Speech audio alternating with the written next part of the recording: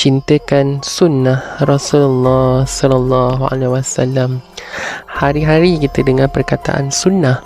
Jadi adakah kita tahu apakah itu sunnah? Kita lihat sunnah Rasulullah sallallahu alaihi wasallam merupakan sesuatu yang bersumberkan daripada Nabi Muhammad sallallahu alaihi wasallam dalam bentuk ucapan, perbuatan, sifat serta akhlak yang diberitakan oleh sahabat baginda sallallahu alaihi wasallam. Bermaksud di sini ialah perkara-perkara yang berkaitan dengan ucapan, perbuatan, sifat, akhlak yang bersumberkan daripada Nabi Muhammad sallallahu alaihi wasallam, itu ialah sunnah. Jadi mudah-mudahan anak-anak murid semua faham apa itu sunnah Rasulullah sallallahu alaihi wasallam. Berdasarkan, kita lihat ya, dalil nakli berkaitan dengan sunnah Rasulullah sallallahu alaihi wasallam. A'udzu billahi minasyaitonir rajim. Bismillahirrahmanirrahim. Wa ma ataakumur rasulu fakhudhuhu wa ma nahakum anhu fantahu ilal akhir ayah. Daripada surah Al-Hajj ayat ke-59, iaitu ayat 7. Gilirannya surah yang ke-59. Ada berapa surah di dalam Al-Quran? Adakah kamu ingat? Ya, 114 surah semuanya. Yang bermaksud apa yang diberikan Rasulullah SAW kepadamu, maka terimalah, dan apa yang dilarangnya maka tinggalkanlah. Bermaksud di sini, apakah pengajaran yang dapat kita lihat, dapat kita peroleh daripada ayat Al-Quran dan firman Allah ini? Sentiasa ikut sunnah Rasulullah sallallahu alaihi wasallam.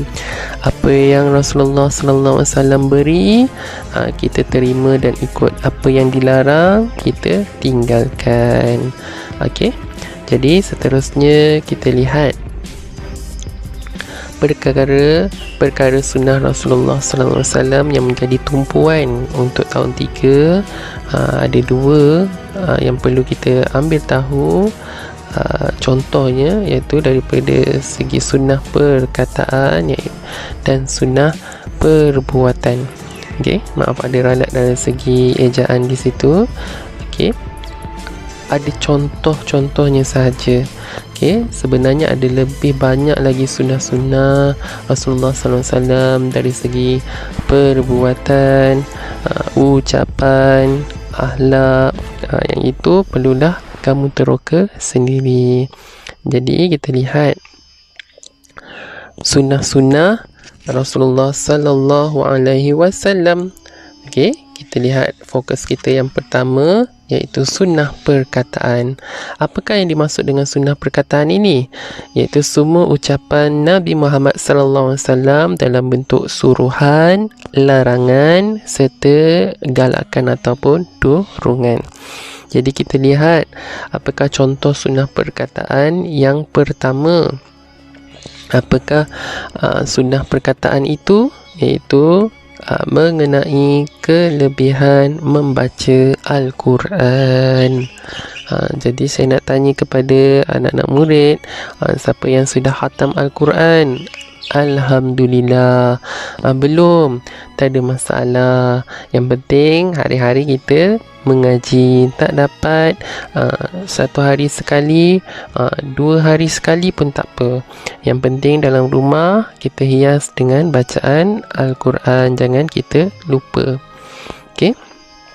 Daripada Abu Umamah radhiyallahu anhu katanya, aku telah mendengar Rasulullah sallallahu alaihi wasallam bersabda, hendaklah kamu semua membaca Al-Quran, sesungguhnya Al-Quran itu akan datang pada hari kiamat memberikan syafaat atau pertolongan kepada orang-orang yang membaca dan beramal dengan hukum hakamnya. Riwayah Al-Bukhari dan Muslim. Apakah pengajaran yang kita dapat menerusi hadis ini?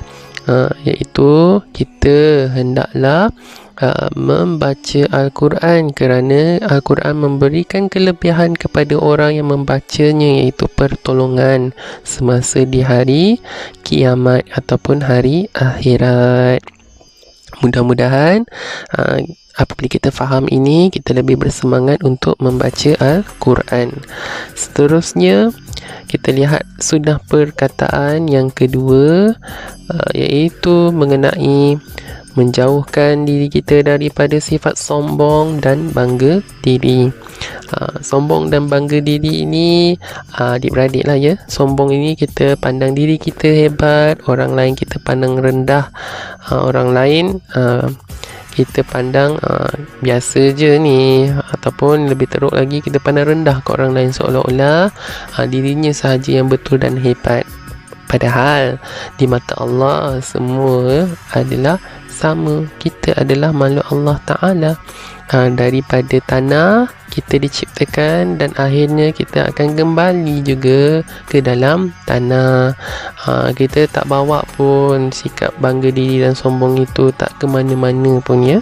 Jadi sunnah perkataan tentang menjauhkan sifat sombong dan bangga diri ini daripada Harithah bin Wahab radhiyallahu anhu. Aku mendengar Rasulullah sallallahu alaihi wasallam bersabda, mahukah aku memberitahumu kepada kamu siapakah ahli-ahli neraka? Mereka itu ialah orang yang keras kepala, sombong, suka mengumpul harta tapi tidak suka membelanjakannya untuk kebaikan. Riwayah Al-Bukhari dan Muslim. Apakah pengajaran daripada hadis ini? Rasulullah sallallahu alaihi wasallam melarang kita untuk bersikap keras kepala ataupun degil. Degil untuk kebaikan tak apa, ni degil untuk perkara yang tidak baik, dah ditegah jangan buat mesti juga nak buat, itu keras kepala. Okey. Sombong, Rasulullah sallallahu alaihi wasallam itu pun larang, kerana ini merupakan salah seorang daripada ahli neraka. Suka mengumpul harta tetapi tidak suka membelanjakannya untuk kebaikan ataupun kedekut, simpan duit banyak-banyak tapi tak nak belanjakan, tak nak berikan untuk tolong agama atau tolong orang yang lebih susah, kedekut. Okey, duitnya sahaja, untuk ibu bapanya pun tidak diberikan. Jadi ini merupakan salah satu sifat kedekut yang Allah marah. Rasulullah sallallahu alaihi wasallam juga tidak suka. Jadi janganlah kita bersikap sombong, degil dan kedekut, kerana itu bukanlah daripada agama kita sendiri, iaitu agama Islam. Benda yang baik kita ikut, yang tak baik kita tinggalkan. Baiklah, kita teruskan lagi dengan sunnah dari segi perbuatan.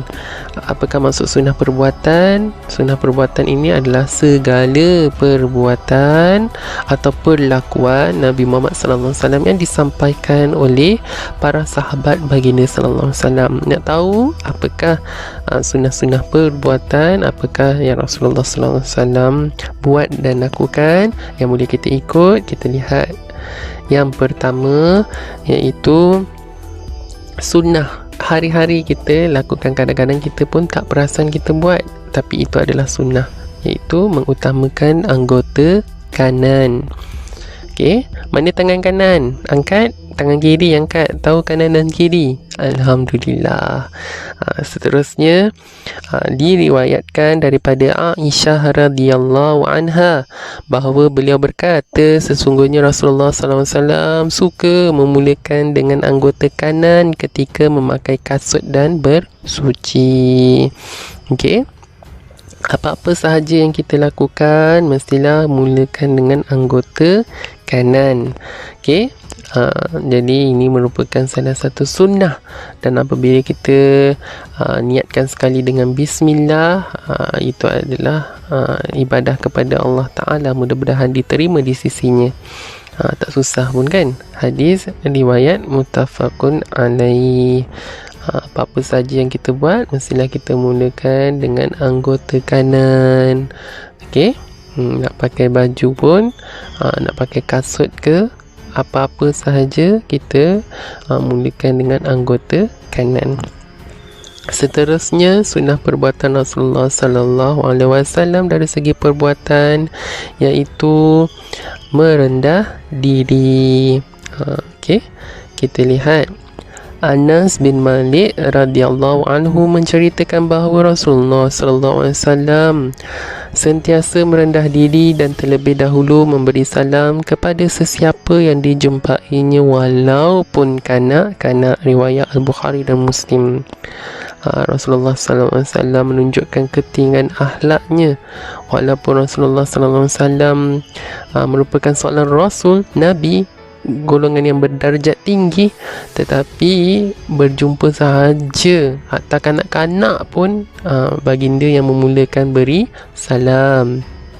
Jadi kita sebarkan salam, kita merendah diri. Tanda orang yang tidak sombong adalah rajin memberi salam. Jika kita beri salam tak jawab, kita jangan cakap pula sombong. Okay? Mungkin tak dengar, kita bersangka baik.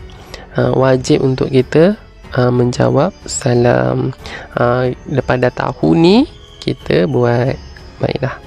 Seterusnya, kita lihat pula apakah sunnah perbuatan dalam aspek menggosok gigi. Gosok gigi ini pun merupakan salah satu sunnah Rasulullah sallallahu alaihi wasallam. Diriwayatkan daripada Hudzaifah radhiyallahu anhu bahawa beliau berkata, Rasulullah sallallahu alaihi wasallam apabila bangun daripada tidur, baginda menggosok giginya dengan menggunakan siwak ataupun kayu sugi. Riwayat Al-Bukhari dan Muslim. Bila kita pergi masjid, kita akan nampak, ataupun R&R, kita akan nampak ada individu ataupun orang yang menggunakan siwak atau kayu sugi menggosok giginya. Itu adalah sunnah Rasulullah sallallahu alaihi wasallam. Okey. Jadi bila kamu nak mulakan, tak ada masalah dekat kedai-kedai buku agama, dekat Maidin pun ada jual kayu sugi. Kalau tak ada di Maidin pula, janganlah marah saya ya. Carilah kedai-kedai yang berdekatan dengan anda. Okey, yang mudah. Selalunya kedai berkaitan dengan buku-buku agama, insya-Allah ada. Okey, kita teruskan. Apakah sunnah ini boleh kita lakukan? Ya, hari-hari. Kita teruskan lagi. Apakah kepentingan mengamalkan sunnah Rasulullah sallallahu alaihi wasallam? Ini rumusannya. Pentingnya tidak mengamalkan sunnah Rasulullah, ada kepentingannya, kelebihannya. Okey. Yang pertama, menjadi bukti kecintaan kepada Rasulullah sallallahu alaihi wasallam. Semestinya bila ditanya adakah sayang, cinta Rasulullah, sayang.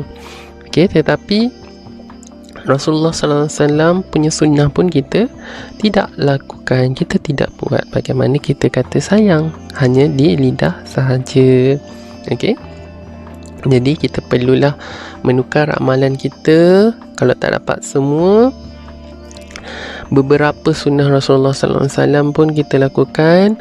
Itu pun sudah cukup bermanfaat. Yang penting kita buat secara berterusan. Okey. Yang seterusnya ialah mendapat syafaat Rasulullah sallallahu alaihi wasallam di akhirat. Apakah itu syafaat? Bermaksud pertolongan. Nakkan pertolongan Nabi Muhammad sallallahu alaihi wasallam, mestilah lakukan sunnah Rasulullah sallallahu alaihi wasallam. Seterusnya, terhindar daripada melakukan perkara-perkara yang dimurkai. Of course, sebab kita dah ikut sunnah. Kita mesti akan terhindar daripada melakukan perkara-perkara yang tidak baik. Seterusnya, membentuk umat yang berperibadi mulia. Okey. kita akan menjadi insan yang baik, belajar menjadi baik dan menjadi terbaik. Begitu sekali kan. Jadi kita mestilah menjadi versi diri kita yang terbaik. Okay? Dengan mengamalkan sunnah Rasulullah SAW.